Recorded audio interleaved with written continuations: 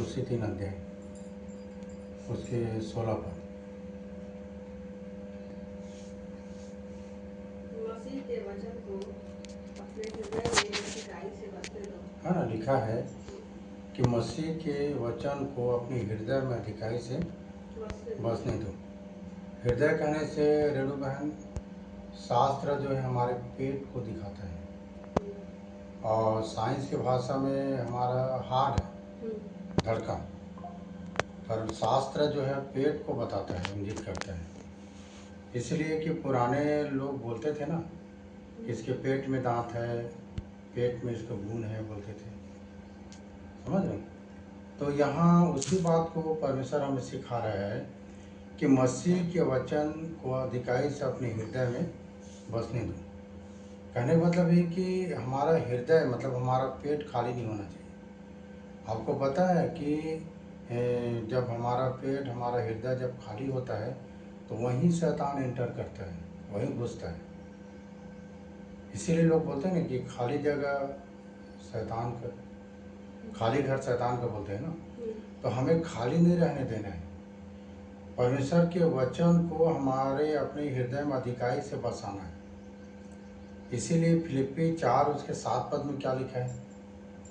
इसी के मतलब फिलिप्पी 4 अध्याय, फिलिप्पी 4 अध्याय नहीं, इधर भी, इधर मतलब नहीं, ज़्यादा खोल दिए।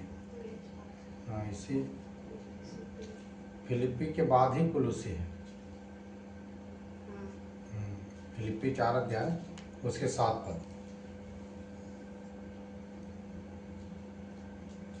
तब परमेश्वर की शांति जो सारी समझ से परे है। हाँ, तब परमेश्वर की शांति जो सारी समझ से परे है तुम्हारे हृदय, तुम्हारे विचारों को मसीह में सुरक्षित रखेगा।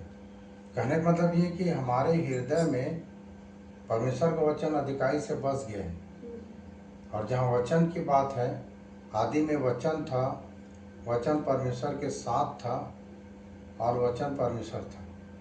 और ये वचन जब हमारे हृदय में अधिकाई से बस जाएगा, तब यहाँ लिखा है, तब परमेश्वर की शांति जो सारी समझ से परे है तुम्हारे हृदय, तुम्हारे विचारों को मसीह में सुरक्षित रखेगा। पर ये तभी होगा जब परमेश्वर का वचन अधिकाई से हमारे हृदय में बस जाएगा।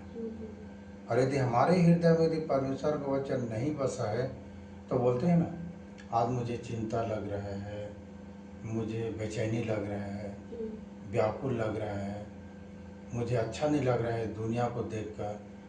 हाँ, ये सब देखकर मुझे अच्छा नहीं लगता है, नहीं बोलते हैं। जब परमेश्वर का वचन हमारे हृदय में अधिकाई से बस गया, मसीह का वचन यदि हमारे हृदय में अधिकाई से बस गया, तो परमेश्वर की शांति जो सारी समझ से परे, हमारी समझ में नहीं है कि वो शांति कैसे मिलेगा, सारी समझ से परे है, तुम्हारे हृदय, तुम्हारे विचारों को मसीह में सुरक्षित रखेगा। ये है, इसीलिए बोलते हैं ना कि आप परमेश्वर के वचन को बसाओ। मैं तो एक ही चीज़ बोलता हूँ आप लोगों को डेली, कि हर दिन परमेश्वर के वचन पर ध्यान करो। हर दिन मतलब सुबह से लेकर शाम तक, कि व्यवस्था किया पुस्तक तेरे चीज से कभी न उतरने पाए, है ना। तभी फिर आगे क्या लिखा? कुलुसी 3 के 16, मसीह के वचन को अपने हृदय में अधिकाई से बसने दो और सिद्ध ज्ञान सहित एक दूसरे को सिखाओ और चिताओ। सिद्ध ज्ञान कहने से अधूरा ज्ञान नहीं। जब परमेश्वर का वचन मतलब मसीह का वचन अधिकाई से आपके हृदय में आएगा तो वो सामर्थ्य देगा, वो शक्ति देगा, वो बल देगा, ठीक है। और तब सीखते ना यहेजकेल 3 के पहले पद में कि हे मनुष्य की संतान, जो तुझे मिला है उसे खा ले, अर्थात इस पुस्तक को खा, है ना। और तब बोलता है कि इसे तब उसने मुंह खोला और यह पुस्तक खिला दिया, ठीक है। और तब बोला कि इससे अपनी अतड़ियाँ भर ले और पचा ले, तब जाकर इजराइल के घराने से बातें करना। कहने का मतलब ये है कि आपके पास अंदर कुछ है ही नहीं है तो कहाँ किसी को सिखा सकते हो। लिखा कि सिद्ध ज्ञान से एक दूसरे को सिखाओ और चिताओ। और तब आगे लिखा है कि अपने अपने मन में अनुग्रह से भजन, स्तुति, स्तुति गान और आत्मिक गीत गाया करो।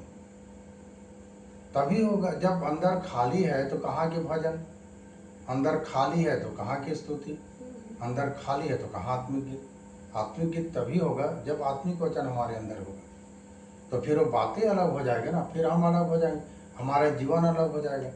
हट के मतलब सब चीज हमारे जीवन में हट के एक अलग बात हो जाएगा, जिसको बोलते हैं नया जीवन।